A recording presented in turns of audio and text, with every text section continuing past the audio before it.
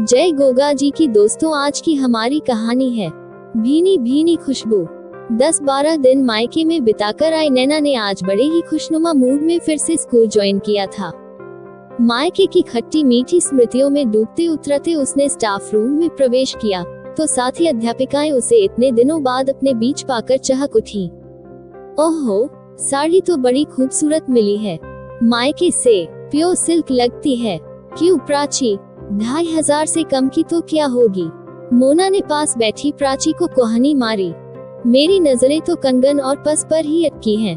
तेरी भाभी की चॉइस अच्छी है, प्राची ने कहा। इसके आगे की कोई और अपनी अपेक्षाओं का पिटारा खोले, नैना ने बीच में हस्तक्षेप करना ही उचित समझा।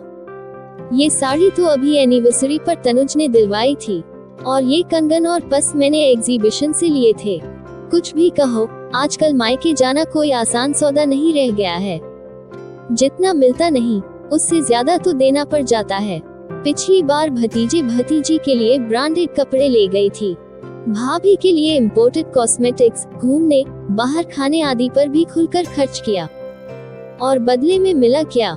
एक ठीक ठाक सी साड़ी। अभी तो उसे तैयार करवाने में 1500 और खर्च हो जाएंगे। नैना ने आंखें और उंगलियां नचाते हुए बताया तो नैना को वितृष्णा सी होने लगी। अपनी किताबें समेटकर वह स्टाफ रूम से क्लास का बहाना बनाकर निकल गई। इतने दिनों बाद क्लास लेकर उसे बहुत अच्छा लगा।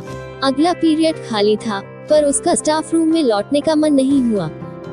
साथ ही अध्यापिकाओं की ओछी मानसिकता देखकर उसका मन बुझ सा गया था। उसके कदम स्वतः ही लाइब्रेरी की ओर उठ गए। वहाँ के शांत वातावरण में उसके दुखी मन को कुछ राहत मिली। टेबल पर पर्स और हाथ की किताबें रखकर उसने अपना सिर कुर्सी से टिका दिया। मूंदी हुई पलकों के पीछे मायके में कुछ दिन पूर्व बिताया समय साकार हो उठा, वैसे उसे देखते ही मम्मी पापा के चेहरे खिल उठे थे। माँ ने उत्साह से बताया था कि हमेशा धीर गंभीर और चुप चुप रहने वाले पापा पिछले 1 घंटे से उसके इंतजार में गलियारे में चक्कर काट रहे थे। बातें कुछ नहीं करनी है इन्हें, बातें तो तुझसे मैं ही करूंगी। ये तो तुझे देखकर ही तेरे मन का पूरा एक्सरे अपने दिल में उतार लेते हैं। क्यों जी, हो गई तसल्ली आपको? खुश है न आपकी लाडली? तब तक भैया भाभी भतीजा भतीजी को भी उसके आने की भनक लग चुकी थी। सबने उसे चारों ओर से घेर लिया। तनुज की, यशी की कुशल पूछना आरंभ किया तो वह निहाल हो उठी थी। कुछ रिश्तों की खुशबू खुद में ही चंदन जैसी होती है। जरा सा अपनापन घिसने पर ही रिश्ते दिल से महक जाते हैं। एक एक को उनके साथ न पाने की केवल सफाई देनी पड़ी थी, वरना यह वादा भी करना पड़ा था कि यशी की परीक्षाएं समाप्त होते ही वे तीनों आएंगे और ज्यादा दिनों के लिए आएंगे। वैसे हर बार क्या मैं ही आती रहूंगी? दूरी तो उतनी ही है। कभी तुम लोग भी तो प्रोग्राम बना लिया करो, हमें भी इतनी ही खुशी होगी। नैना ने झूठ मूठ की नाराजगी दर्शाई थी। वैसे इतना प्यार और अपनापन पाकर वह मन ही मन आह्लादित थी। सही है बुआ, इस बार राखी पर मैं सबको लेकर आऊंगा, दादा दादी को भी, भतीजे ने जोश में वादा किया था। सबके साथ मम्मी पापा के भी अपने घर आने की कल्पना मात्र से ही नैना को गुदगुदी सी हो आई थी। मैं चाय लेकर आती हूँ, भाभी उठकर जाने को हुई तो नैना ने हाथ पकड़कर उन्हें बैठाना चाहा। मैंने ट्रेन में पी ली थी, जरा भी इच्छा नहीं है, आप बैठो। अरे ऐसे कैसे, मम्मी पापा जी तो कब से इंतजार कर रहे हैं कि नैना आएगी तो उसके साथ ही चाय पियेंगे। ओह, मुझे पता नहीं था। ठीक है, मैं सबके साथ आधा कप ले लूंगी। नैना अभिभूत थी। चाय के साथ भैया ने करारी कचौरियों का पैकेट खोला तो सबकी लार टपक पड़ी। ऑफिस से आते हुए मंगू हलवाई से लेकर आया हूँ, खास तेरे लिए उसे करारी निकालने को कहा तो पूछने लगा, नैना बिटिया आई हुई है क्या? मेरे हाँ कहने पर कहने लगा, सवेरे उसकी पसंद की करारी जलेबियाँ निकाल कर रखूंगा, नाश्ते के लिए ले जाना। अच्छा जी, जलेबियाँ तो मुझे भी पसंद हैं, कभी मेरे लिए तो जल्दी उठकर नहीं लाए? चाय लेकर आती भाभी ने इठलाते हुए कहा और साथ ही नैना को चुपके से इशारा भी कर दिया, तुम्हारी शुगर बढ़ी हुई है, थोड़ा कंट्रोल करो। भैया ने भी नहले पर दहला जड़ दिया तो पापा बहू के पक्ष में बोल उठे थे, इस नालायक को कहती ही क्यों है बेटी? तेरा जब भी खाने का मन हो मुझसे कहना, मैं मॉर्निंग वॉक से लौटता हुआ ले आऊंगा। बुआ, आप मठरी तो ले ही नहीं रही हो, मैंने बेली हैं। नन्ही सी भतीजी ने ठुनकते हुए आग्रह किया, तो नैना ने एक साथ 2 मठरी उठा ली थी। अरे, हमें तो पता ही नहीं था कि बिन्नी इतनी बड़ी हो गई है कि मम्मी को काम में हाथ बटाने लगी है। नैना ने भतीजी को गोद में बैठा लिया था। मम्मी को नहीं, दादी को मठरियां मम्मी जी ने बनाई हैं, खास आपके लिए अपने हाथों से। वो तो ठीक है माँ, पर नैना के हाथ में मठरी का पूरा डिब्बा मत दे देना, वरना याद है न डिब्बा और अचार का मर्तबान सब साफ। भैया ने याद दिलाया तो नैना झेप गई। मम्मी हंस हंस कर सबको बताने लगी कि कैसे बचपन में नैना उनके सो जाने पर आस पड़ोस की सब सहेलियों को बुला लाती थी और वे सब मिलकर सारी मठरियां और अचार चट कर जाती थी। हंसी मजाक और बातों की फुलझड़ियों ने चाय नाश्ते का मजा दुगुना कर दिया था। भाभी ट्रे समेट कर जाने लगी तो नैना ने साथ लाए तरह तरह के खाखरे और चिक्की के पैकेट्स निकालकर भाभी को पकड़ा दिए। वे बोल उठी, अरे इतने सारे, मिठाई तो आजकल कोई खाता नहीं है, ये सबको पसंद है तो ये ही ले आई।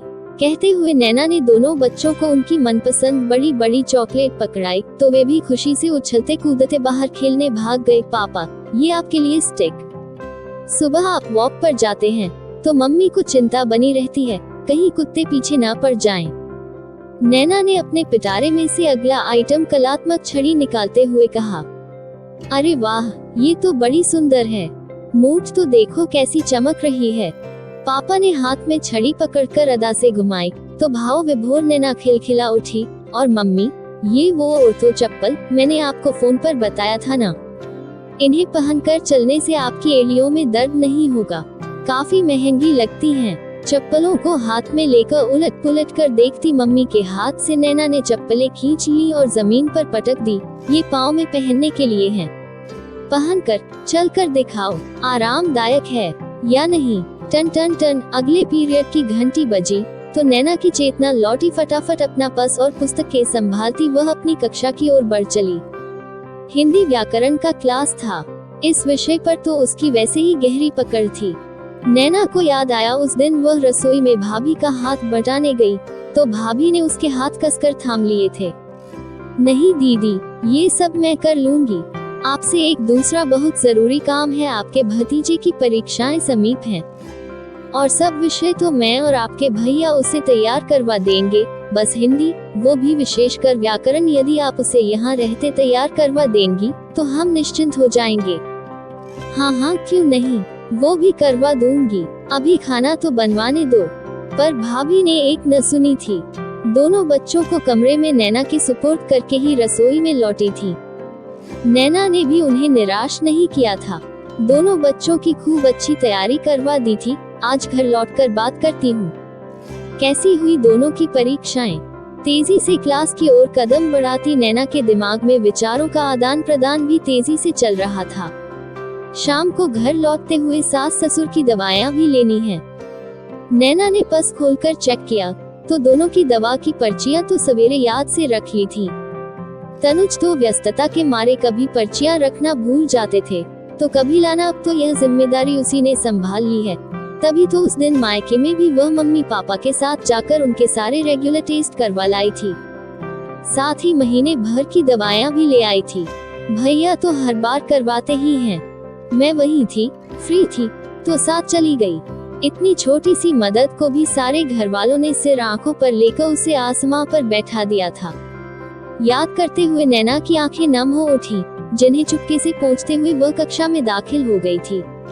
शाम को नैना सास ससुर की दवाएं लेकर घर पहुंची तो पाया दोनों किसी गहन चर्चा में मशगूल थे। ऋतु आ रही है चुन्नू को लेकर, दामाद जी को तो अभी छुट्टी है नहीं। अरे वाह, ऋतु आ रही है, ये तो बहुत खुशी की बात है। नेहा उत्साहित हो उठी। हम उम्र ऋतु उसकी नंद कम सहेली ज्यादा थी। उसका जन्मदिन भी है, सोच रहे हैं सबसे बढ़िया महंगे होटल में पार्टी रखें। यहाँ उसके जो ससुराल वाले हैं उन्हें बुला लेंगे। कुछ अपने इधर के हो जाएंगे, तुम और तनुज जाकर उसके लिए अच्छी महंगी साड़ी खरीद लाओ। दामाद जी और चुन्नू के भी बढ़िया कपड़े ले आना। ऋतु को लेने तो आएंगे ही, तब दे देंगे। तब हमेशा की तरह ससुराल वालों के लिए साथ मिठाई मेवे वगैरह भी दे देंगे। सबको पता तो चले उसका मायका कितना समृद्ध है। सुनिए जी, आप तो आज ही बैंक से 20-30 हजार रुपए निकाल लाइए। सास की बात समाप्त हुई तो नैना के सम्मुख नंद का उदास चेहरा घूम गया। पिछली बार उसने अपने दिल की बात सहेली समान भाभी के सम्मुख खोलकर रख दी थी। भाभी, माना मम्मी पापा आप सब समर्थ हैं, बहुत बड़ा दिल है आप सबका, पर मुझे हर बार आकर आप लोगों का इतना खर्चा करवाना अच्छा नहीं लगता। एक संकोच सा घेरे रहता है हर समय, लगता है सब पर बोझ बन गई हूँ। ऐसा नहीं सोचते पगली, सब तुम्हें बहुत प्यार करते हैं। नैना ने उसे प्यार से समझाया था, लेकिन आज नैना को वह समझाइश अपर्याप्त लग रही थी। उसे मायके में बिताया अपना खुशगवार समय याद आ रहा था। भैया उस दिन उसे उसकी मनपसंद ड्रेस दिलवाने बुटीक ले गए थे। वापसी में उन्होंने एक लंबा रास्ता पकड़ लिया तो नैना टोक बैठी थी, इधर से क्यों? इधर से तेरा स्कूल आएगा, मुझे लगा तुझे पुरानी यादें ताज़ा करना अच्छा लगेगा। सच में स्कूल के सामने पहुंचते ही नैना की बाछें खिल गई थी। अरे ये तो काफी बदल गया है, वो कृष्णा मैम जा रही दिखती हैं, ये अभी तक यहाँ पर आती हैं।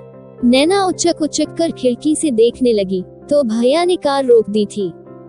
जा मिला मैम से, मैं यही गाड़ी में बैठा कुछ फोन कॉल्स निपटा लेता हूँ। नैना को तो मानो मुमांगी मुराद मिल गई थी। अचानक ही उसके पर निकल आए थे। उड़ते हुए वह अगले ही पल अपनी मैम के सम्मुख थी। वे भी उसे देखकर हैरान रह गईं। बातों का सिलसिला शुरू हुआ तो स्कूल की घंटी बजने के साथ ही थमा। नैना ने स्कूल के बाहर खड़े अपने चिर परिचित दीनू काका से भी दुआ सलाम करके 2 कुल्फियां ली और भैया की ओर बढ़ाई थी। देखो ना भैया, दीनू काका कुल्फी के पैसे नहीं ले रहे। चिंता न कर, मैं फिर कभी दे दूंगा। यही नहीं, लौटते में भैया ने उसे उसकी सहेली के घर ड्रॉप कर दिया था। फोन कर देना, लेने आ जाऊंगा। 2 घंटे बाद नैना घर लौटी थी तो उसका हंसता खिलखिलाता चेहरा बता रहा था कि वह अपना बचपन फिर से जी आई है। और यहाँ नादान साथी अध्यापिकाएं पूछ रही हैं, मायके से लौटी है, क्या लाई दिखा। अब भाई भाभी के स्नेह को कोई कैसे दिखा सकता है, मम्मी पापा के लाड़ को कोई कैसे तौल सकता है, दिन भर बुआ बुआ करने वाले बच्चों का प्यार कैसे मापा जा सकता है। प्यार को यदि पैसे से तौलेंगे तो उसका रंग हल्का नहीं पड़ जाएगा। जिंदगी के बैंक में जब प्यार का बैलेंस कम हो जाता है तो हंसी खुशी के चेक भी बाउंस होने लगते हैं। हर बेटी की तरह उसकी तो एक ही दुआ है कि स्नेहिल धागों की यह चादर उसके सिर पर हमेशा बनी रहे। यहाँ आकर वह फिर से अपना बचपन जिए, भूल जाए लंबी जिंदगी की थकान और फिर से तरोताजा होकर लौटे अपने आशियाने में। प्यारी नंदरानी ऋतु का जन्मदिन वह अनूठे स्नेहिल अंदाज में मनाएगी। सोचते हुए नैना के चेहरे पर भेद भरी मुस्कान पसर गई थी। मम्मी जी, पापा जी और तनुज से पूछ कर वह चुपके चुपके ऋतु की सहेलियों की सूची तैयार करने लगी। उसे खाने में जो जो पसंद है वह मम्मी जी के साथ मिलकर तैयार करेगी। यशी ने उस खास दिन घर को सजाने की जिम्मेदारी खुशी खुशी ओढ़ ली थी। चुन्नू को बहलाने के लिए वह सहेली का डॉगी भी लाने वाली थी। अपनेपन की यह भीनी भीनी खुशबू ऋतु को हर अपराध बोध से उबार स्नेहरस में सरोबार कर बार बार मायके का रुख करने पर मजबूर कर देगी। सोचते हुए नैना सूची को कार्यरूप देने में जुट गई। ऐसी वीडियो देखने के लिए चैनल को सब्सक्राइब करें, वीडियो लाइक शेयर कमेंट करें। धन्यवाद।